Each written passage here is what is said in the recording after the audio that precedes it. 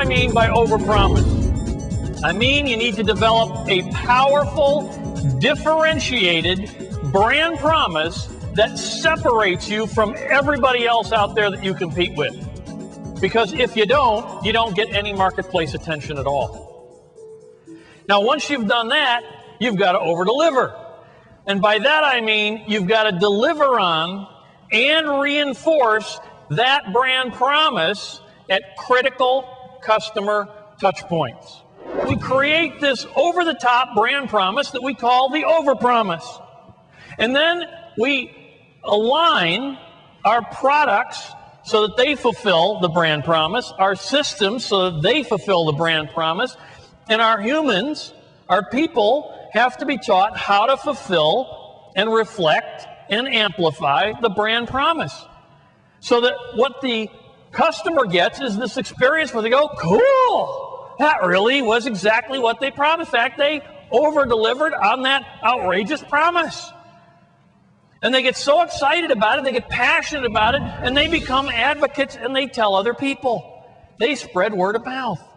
Everyone can overpromise and overdeliver. This is not just for large companies. We saw it work equally well, in fact, sometimes better in small companies. You can do this at the division level. You can do it at the department level. You can do it with project teams, sales teams, customer service teams can do their own brand promise and their own touch points. In the movie Crazy People, Dudley Moore was an advertising executive who dared ask the question, what if we just told the truth in advertising? How would that work? And here's the ad he wrote for United. It said, your fear of flying may be valid.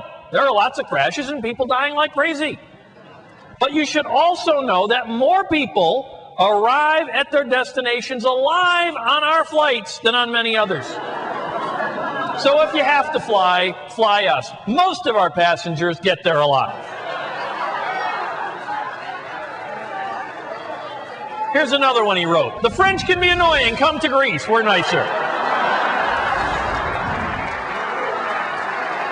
And my personal favorite, we know you love him, but if he happens to die, we'll give you 2 Mercedes and a summer home. Wouldn't that be nice too? American Express, Blue for Music, decided that their brand promise would be enhancing the musical experience. If you use our card and you're a music lover, you're going to like the experience. So when you order concert tickets online, a couple of days later you get a free CD of that group in the mail. When you get to the concert venue, you don't stand in the will call line with everybody else. You go straight up to the Amex Blue for Music will call window where there are no lines ever. And then instead of getting in line to go into the concert, you go directly to the Blue for Music entrance where you're escorted directly to your seat. 3 critical touch points back to back that deliver on the brand promise. FedEx didn't say, we ship stuff. We're really fast. What they said is when it absolutely, positively has to be there overnight. Why? Because there were a zillion other shipping companies. And they carved out a niche that only they could deliver on. When it absolutely, positively has to be there overnight, people said, okay, this one absolutely positive. They go, good, got it, I'm there. People go, wow, they did that. That's cool. Do it again. By the way, what's their symbol? It's an airplane. What's their competitor symbol?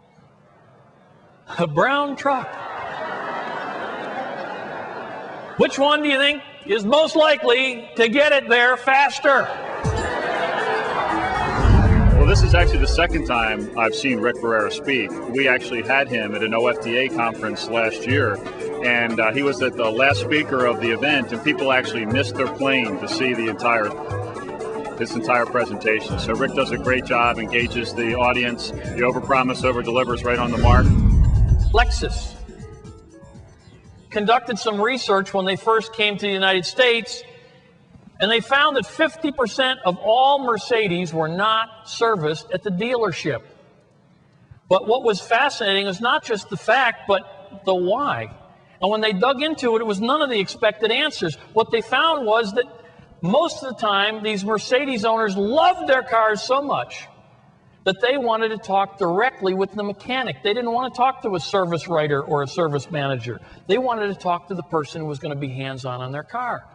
So Lexus completely redesigned the service experience. You meet personally with the mechanic. They cut big holes in the wall so that you can see into the service bays. They built living rooms, not waiting rooms. They put in coffee bars in some of the dealerships, Saks Fifth Avenue boutiques, spas, high-speed internet access, private offices. They actually have customers that meet their friends at the dealership while they're getting the oil changed. Now here's my most shocking finding in all the research. Great brand builders redefined customer service. The whole concept of customer service. They changed the game from delivering traditional face-to-face service to building branded customer experiences that could be delivered with flawless consistency.